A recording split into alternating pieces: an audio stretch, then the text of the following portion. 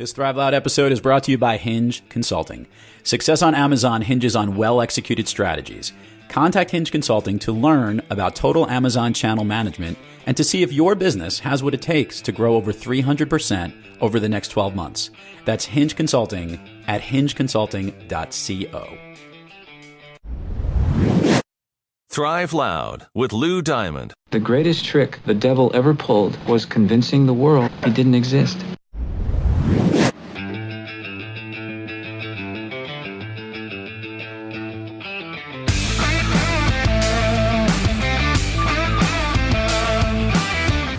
It's time to take an inside look at those that are taking their lives, their businesses, and their passions to the next level. Get ready to Thrive Loud with Lou Diamond. Welcome, everyone, to another episode of Thrive Loud with Lou Diamond, connecting you to the most inspiring and amazing people that are thriving each and every day. Today on Thrive Loud, we bring you CEO and founder of Bottom Line Concepts, a cost reduction consulting firm focusing on saving companies money through expense reduction and increase in profitability and enhancing evaluation. Thrive Loud listeners, I bring you Josh Fox. Josh, how are you today? Good afternoon. I used to think I had a cool name in Josh Fox, and then I met Lou Diamond, and I felt like I moved to the second position. I wouldn't think you're in the second position. I think it's just as cool, but hey, we can play in the same space, and that's why you're on Thrive Loud, because not only is your business and what you've been doing pretty cool, but your name is pretty freaking awesome. So, but thank you for the compliment. Although one day, it's actually Josh Fox, but there's a Y at the end, but it's silent, so it's Foxy. Yeah, I knew it. When we put the picture of the podcast art on this particular episode, we'll make sure to make you look really glossy and look really excellent on that. How about that? Thank you, Mr. Diamond. So here we go. So this is really cool because I've seen companies that do what you do, and a lot of people don't know that they exist.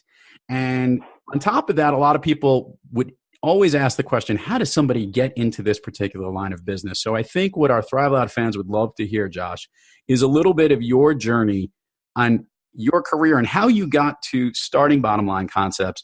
And then we could talk a little bit about some of the amazing stuff that you guys do. Is that a good way to kick things off? No, it's a great question. I appreciate that. And people ask me all the time, like, how do you get into the expense reduction business, or how do you get into the corporate cost saving business? And I don't think when I graduated University of Michigan, I ever said, yeah, that's what I'm going to do. But what ended up happening was I took my entire life savings. About 12 years ago, I took my bar mitzvah money and all the money I'd ever made in my life, and I ended up buying this large apartment in New York City. And once I moved into this building, I was the third person to move in. So the concrete hallways were still there. There were definitely mice still running around the building when I first moved in. And it was this new construction building. And I had a unique opportunity to run for president of the building. And at 30 years old, I had to have been one of the youngest board presidents in New York history. And I was thrust into this job, which had no pay. It was a volunteer job. But all I wanted to do was protect my investment, buying this apartment. Right. And I realized very quickly my job was to control the cost of a 220 unit building in New York City and make sure that things like the electric bill or the gas bill or the supplies that we were buying or the union fees were as low as possible so people didn't get their common charges increased. Gotcha. And I think most people who've ever moved into a new building, you're usually given a number like you have to pay $1,000 a month in common charges to own this apartment. And all of a sudden it goes to 3 times X because the developer didn't do the numbers correctly. Right. But in the 8 or so years I was president, we never had a common charge increase and everybody loved it and everybody was happy. And I said, if I can do this for a large building, I feel like I can do this for other people's businesses. And I went out and trademarked the name Bottom Line about 10 years ago. It seemed like such a perfect name when you're going to help companies reduce their costs. And away I went. And 2008, if you remember, was like the worst year maybe in our country's history, financially speaking. The stock market was, I don't even remember, 4, 5, 6,000 at that point. And every company's strategy to save money was just to fire their employees. And it was a very sad time. Every newspaper article, every TV show you'd watch, it said company 1 fires 10% of their workforce. Company 2 fires 20% of their workforce. And I hate to steal a line from Shark Tank, but I guess I said there had to be a better way. Right. There had to be a better way to help companies keep their costs low without having to get rid of their employees. And away I went. So let's go through this, because I think it's really interesting that I have dealt with, I used to be in what we'll call Big Four consulting, because I think it used to be Big 8, then Big 6, then Big 4. I forgot what window of time I was there when it was it. And we used to get hired to help look at certain companies and figure out what's wrong. Here's a great question I want to start with. How come large organizations, or small organizations for that matter, can't figure this out on their own? Because that seems to be a common problem and a common thread across everything. Why aren't they focused on a task that you're laser focused on internally in their organizations? Well, you may be surprised by this answer, but when I give it, I think you'll understand it makes a lot of sense. Back in the day, 20, 30, 40 years ago, we had people that were staying at companies for most of their career. They would retire, they would get a gold watch, and they'd get a pension plan. In today's, executive group at these corporations, like the average person probably stays 3 or 4 or 5 years. So everybody has good intentions and they want to do the best job they can, but all of a sudden they're recruited away. The company, goes bankrupt. I mean, look at some of the stories. I mean, Toys R Us, one of the greatest companies in U.S. history goes bankrupt. What happens to all those people? There's just so much changing at the top of these companies where if you're not there a very long period of time, like you can't really do the best job when it comes to auditing and reducing expenses. For example, we do sales tax audits. It could take us 2 or 3 years to really complete the work. And what if the head of tax is there for 2 years and leaves, and who picks up that kind of project? So a lot of turnover, I think, makes it difficult for companies to do the best job in this area. So I think there's something unique, and we'll start to dig in a little bit in this.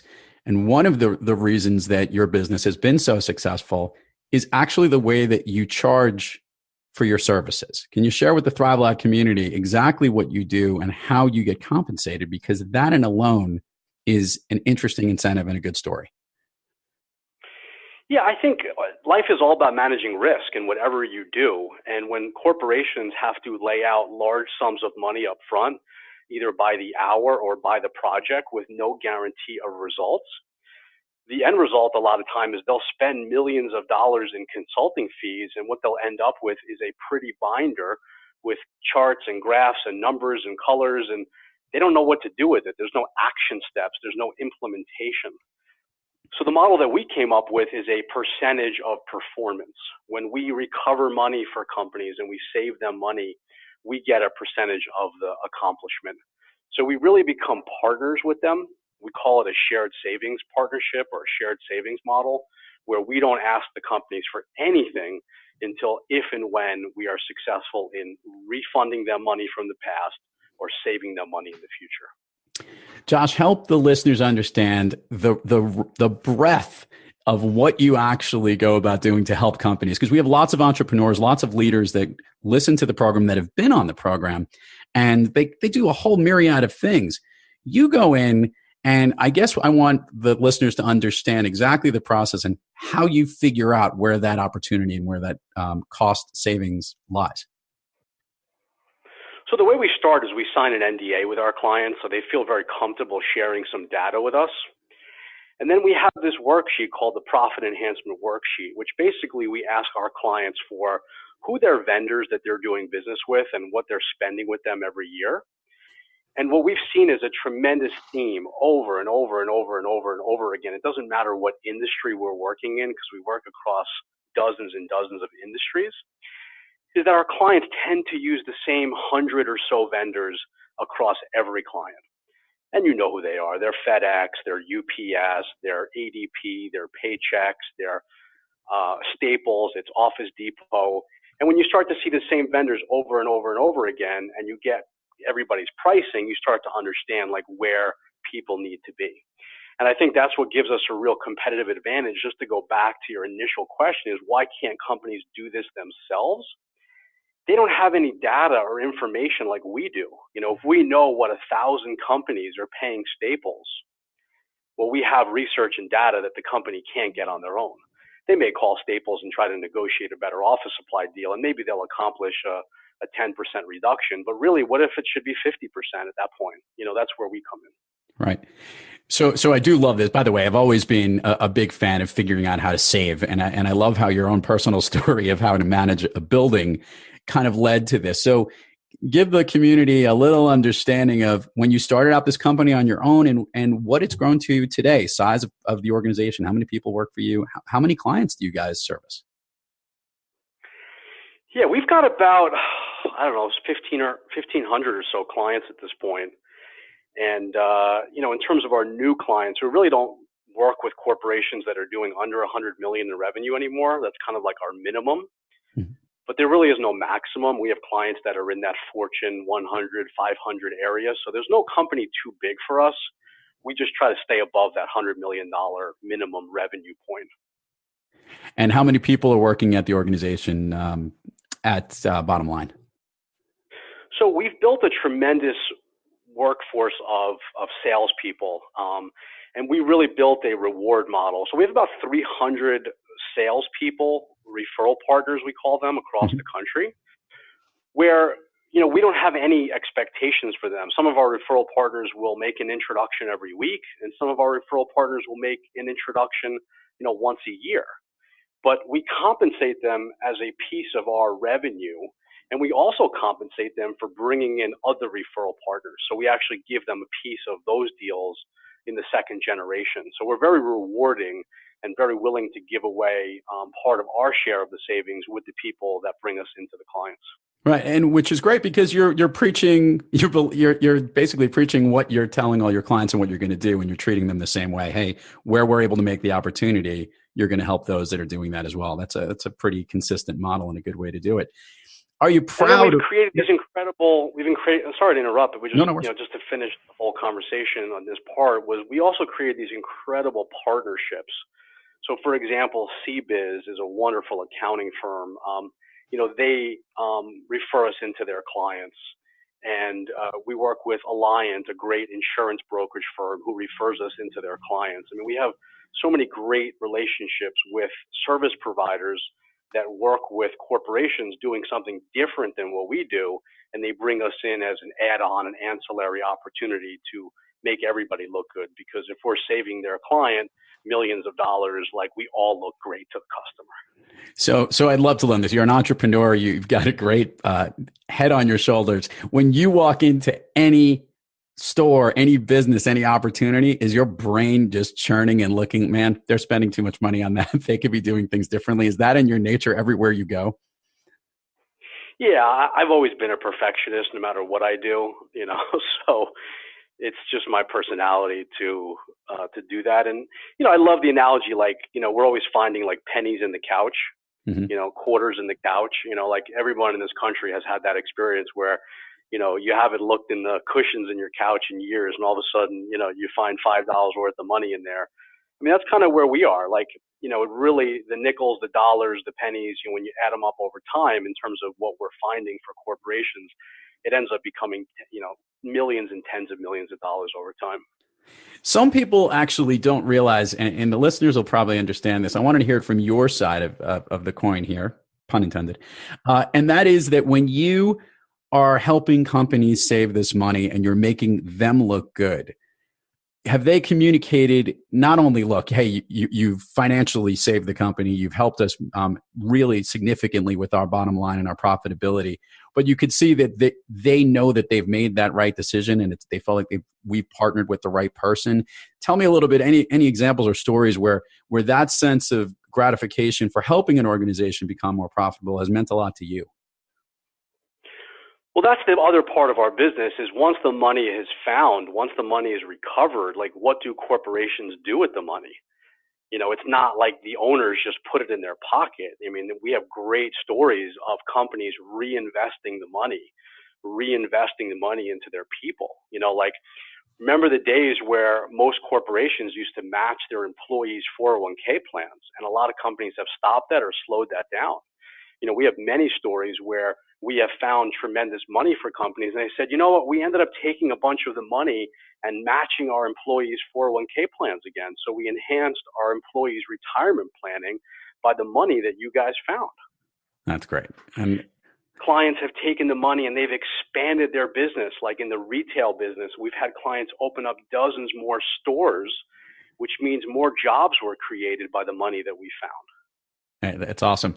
And I think this is great. It's really funny because like we sometimes we'll have sexy new technologies on this show or thought leaders talking about the latest and coolest trends. We've had people on cryptocurrency, and as simple as this might seem, while even though you might be foxy and sexy, the business that you're doing is sexy to the bottom line. And I think that that's a great thing that most people don't think of. And I hope you get a chance to think of that, because this is an important component to what you do. It's not just finding the right opportunity and those coins under the couch. It's helping in some cases to change the culture of a lot of the companies you work with. Yeah. And you know what? A lot of times we're just doing things that companies and people don't have the time to do. Right. Isn't that the theme of everything today? It seems like everyone's too busy. They don't have enough time. I mean, think about it. Even in your own world, like your cable bill is probably a few $100s a month. If you were willing to spend 2 hours tonight on hold, speaking to managers, getting promoted to the next person, you could get your cable bill down by 20%. We have an amazing team of people that if they need to be on hold with their vendors of our clients for 2 hours, like waiting to get to the right person to negotiate that bill down, we do the things that our clients don't have the time to do. Yeah. It's, by the way, perfect example because I have a story where I know that worked well. I did that with my own oil heat in my own home, where we were literally negotiating the best heating package for my particular home. And on the flip side, I did try to call a bunch of my cable companies saying, what if I piece this out? If I got rid of the phone, if I got rid of this? And when you looked at it, that we actually were getting a ton of value for what we had, and we're paying a really good amount of getting the most value for what we could do, at least for what was out there, unless of course we completely unplugged. But it's great to know that there's an organization out there that's looking for it. And you're right, that is finding the time to do it. Josh, the question I have for you, which I love to ask all the guests on Thrive Loud, you've been successful, you're a great entrepreneur, you've got a great business going, and as great as things can be, sometimes we have off days. When you have trouble thriving, what practice or who do you turn to get back on the thriving track? I mean, I'm just a health nut. That's just like, I always have to be healthy. Like, that's my free time. And about 4 years ago, I decided to become a vegetarian just because I love animals and didn't really want to harm animals so that I could put something on my plate. So, becoming a vegetarian and eating the right way, I feel, has been a huge impact in my life. It's made me a softer, gentler, kinder person. And I've turned to many things like hot yoga. I do that 5 days a week. It's an incredible way to relieve the stress that comes along with anything that life brings you. I do acupuncture. I do cupping. I do cycling. Like, it's just incredible. And people always ask me, like, where do you find the time to do the healthy things in your life outside of the office? And the answer is very simple. Like, I schedule my healthy and workouts just like I schedule a meeting. Like, if I know I'm going to a hot yoga class at 7 o'clock tonight, nothing's going to get me away from that. Just like if I have a client scheduled at 3 o'clock, nothing's going to get me away from that. So it's a very scheduled, systematic way where I'm pretty much doing a healthy workout, 6 days a week. I like it. But by the way, I did the Bikram or the hot yoga or whatever the heck it was in the sweat box one time in New York City. And the best part about the whole thing is that I sweat normally when I work out. So this was wonderful because you sweated the minute you went right in. So I don't know if I could do it regularly, but it is a pretty interesting thing. And some people swear by it. So it's good to hear that you've got different avenues. And my life has been about meeting people and networking and growing and meeting. And like, my life is just always about meeting new people, and all these passions that I have, I've always just met such great people. I like it. Josh, share with the community all the places that people can learn more about bottom line concepts, find you, social media links, any of that. Even though, as I recently learned, you might not be the biggest technophile, there are certain places that I know that you guys actually communicate. So why don't you share that with the listeners on how people can learn more about you? Yeah, I mean, I guess I'm just a little bit old school. I love my BlackBerry. I still use it. And I had an experience recently. I was in an elevator in our building in New York City, and there were actually 4 of us using a BlackBerry all at the same time, which I felt like was like lightning had struck. I mean, what are the chances that 4 people out of 4 in an elevator? Josh, I just want to let you know that wasn't an elevator. It was a DeLorean. It took you back about maybe 15 years in a time machine, and that's what happened. It wasn't a real elevator. Okay, sorry to interrupt. Yeah, I mean, our website is bottomlinesavings.com. We're very proud of our site. We have a list of hundreds of our clients on there, and that's just even some of them. Like I said, you're really, whether it's accounting, legal, hospitals, retail, real estate, private equity, financial firms. I mean, we really work across all different industries. So it's just been great. And I got to tell you, like, I think I'm the first person to come up with the phrase TGIM. Thank God it's Monday. I mean, I really love going to work. I love, being with my team. We have a great team of people at Bottom Line, and it's just fun. Like, that's what really allows us to do well, is it's just fun going to work every day. No, that's great. And I do like that, by the way. You should get on that, and we'll make sure we'll announce it here so that it is Josh Fox's. He owns it. He's got it. He'll trademark it. We'll talk to the right copyright offices. All right. So I got 2 more questions with you before we wrap up the program, which is, I guess, what was one of the most unique things that you helped a company save, something that was so different than you never would have thought? Like, would you have believed when you started this company? Is there one particular expense reduction activity that you did that you never ever would have thought you ever would have done? I mean, that's a really tough one. I guess the first thing that comes to my mind is we were reviewing some insurance policies on behalf of a company, and they had a fleet of trucks. And we noticed like a weird nuance in one of their insurance contracts where they weren't going to be covered based on certain accidents by their drivers. And one of my team members picked it up, and literally the same night, like after we got it fixed, there was a huge accident. Thank God the guy was okay. But like the fact that the company was covered, I mean, literally they could have been out of business. I mean, it would have cost them so many millions of dollars if we didn't like pick up that little thing in the contract. Too funny. That's great stuff. Josh Fox, your all-time favorite movie? Definitely it's got to be probably Shawshank Redemption, or maybe or Usual Suspects. Oh, okay. Gotcha. I mean, I've probably seen Shawshank maybe 100 times. It never gets old. Just what a wonderful, inspiring, awesome movie. And The Usual Suspects, like, I just love the twists and turns. Yep. I love putting puzzles together. And the ending of Usual Suspects is definitely one of the best endings of all time. Yeah, between Kaiser Sose on one example here and Get Busy Living and Get Busy Dying, you've covered the gamut of some sweet spot movies, which are awesome and appreciated by many of the listeners here on the show. So, Josh Fox, this has been awesome having you on here. Much continued success for Bottom Line, and thank you for coming on Thrive Loud. No, listen, I know your podcast. People speak so highly of you. I'm honored to be here. I'm honored to have spoken to you. And I really appreciate everybody listening today. It's awesome. And to all the Thrive Loud listeners out there, keep thriving onward and upward. And remember, be brief, be bright, be gone. Get busy living or get busy dying. That's goddamn right.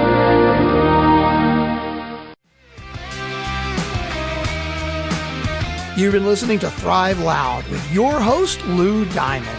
Make sure to subscribe on iTunes, Overcast, or wherever you get your podcasts. And follow us on Twitter, Facebook, and Instagram at Thrive Loud. Or find us on the web at thriveloud.com.